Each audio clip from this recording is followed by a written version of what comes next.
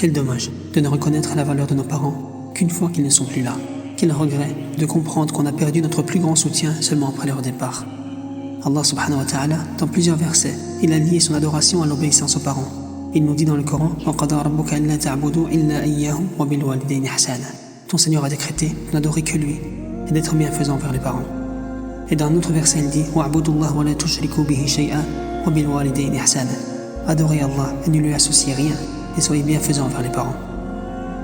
Les seules personnes qui ont été là, depuis ton premier souffle, c'est eux. Depuis ton premier jour, c'est eux. Ta mère t'a porté, elle t'a nourri, elle t'a protégé comme elle pouvait, et souvent elle t'a préféré à elle-même.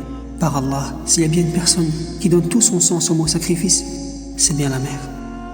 La bienfaisance envers les parents est une porte du paradis, par laquelle il est facile d'y entrer. Il est rapporté qu'un homme est venu au compagnon, Ibn Abbas, et il lui a dit qu'il avait tué quelqu'un, et qu'il voulait se repentir. Alors le compagnon lui a dit « Est-ce que ta mère est encore en vie ?» Il répondit non. Ensuite on a interrogé Abdullah ibn Abbas pour savoir pourquoi est-ce qu'il avait dit ça. Il a dit « Je ne connais pas d'acte qui rapproche plus d'Allah que le fait d'être bon envers ses parents. » Mon frère, ma sœur, ne gâche pas l'opportunité d'entrer au paradis par la porte de la bienfaisance envers tes parents.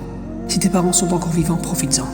Appelle-les, rends leur visite, offre-leur des cadeaux, prends-les dans tes bras, demande-leur pardon pour tous tes manquements et surtout, dis-leur que tu les aimes. Rentre au paradis par cette porte avant qu'elle ne se ferme, parce que quand elle se fermera, il sera trop tard. Et ce jour-là, les regrets ne serviront à rien.